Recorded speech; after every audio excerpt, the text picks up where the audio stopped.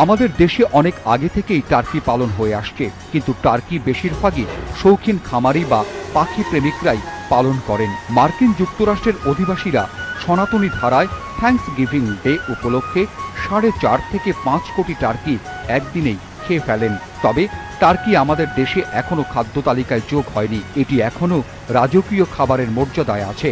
এর কারণ টাকা থাকলেও আপনি হাটে বাজারে দেশের সর্বত্র পাচ্ছেন না এটি।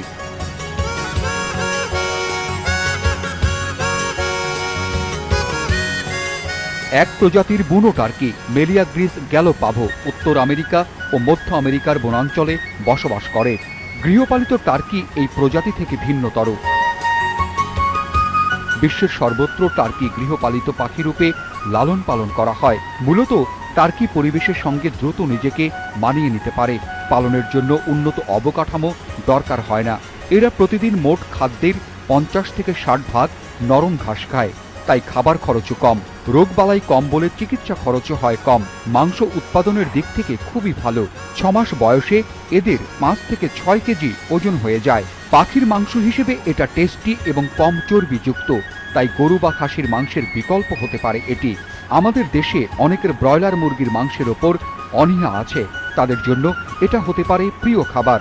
ঢাকার কদমতলী শ্যামপুরের আসুস টার্কি ফার্ম এটি একটি পরিত্যক্ত গার্মেন্টস। এই জায়গাটা ফাঁকা ছিল। এই খামারের মালিক মাহবুবুর রহমান মূলত লোহার ব্যবসায়ী। তিনি ভাবছিলেন এখানে কিছু একটা করবেন।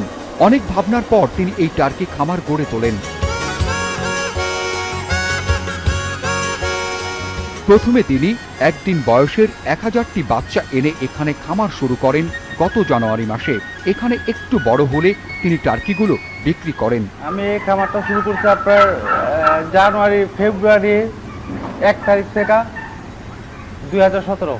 শুরু করছি হলো আপনার আমার অন্য ব্যবসা আছে, তো ফেসবুকে আমি মিরাজ ভাইয়ের বিভিন্ন প্রোগ্রাম দেখছি বা অন্য এই যে আপনার যাদের এই যে এই মুরগি নিয়ে অনেক এই দেখার পর আমারও শখ জাগলো যে কিছু বাচ্চা নিয়ে আমি শুরু করি।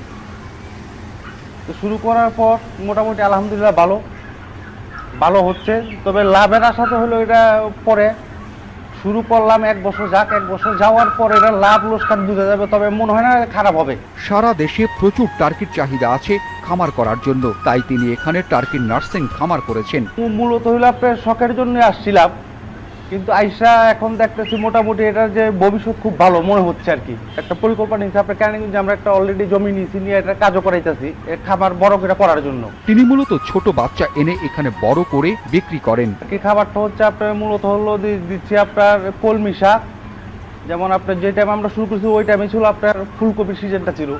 তো মোটামুটি আমরা ফুলকপি 1 না 2 মাস খাওয়ানোর পর এখন খাওয়াইতেছে আপনার কলমি শাক ফিটটা দিচ্ছে আপনার 50 গ্রাম প্রতি পিস অনুযায়ী, আর 120-30 গ্রাম হচ্ছে আপনার কলমি শাকটা দিচ্ছি। টার্কি মূলত মানুষের কাছাকাছি আসে, ডাকলে কাছে আসে এবং কাঁধে চড়েও ঘুরতে পছন্দ করে। এই খামারে 2 জন কর্মচারী আছে, তারা সারাক্ষণ এই খামারে থাকে এবং টার্কির পরিচর্যা করে। টার্কির আমরা তো ঠিকঠাক মতো খাবার দিয়ে পরিচর্যা করি বা ওদের কোনো সমস্যা থাকে এগুলো আমরা দেখি, বা ওদের সাথে মানে সারাদিন ঘুরতে বাইরে না সময় দিয়ে এখানে সময় দিলে খুব ভালো লাগে, থাকলেও নিজের মনটা খুব লাগে। এছাড়া মাহবুবুর রহমান যখনই সুযোগ পান চলে আসেন খামারে। এই 4 মাসেই তার পুঁজি উঠে গেছে এবং 1 লাখ টাকা লাভও হয়েছে। জায়গা কম বলে তিনি নিয়মিত বাচ্চা তুলছেন আর বড় করে বিক্রি করছেন।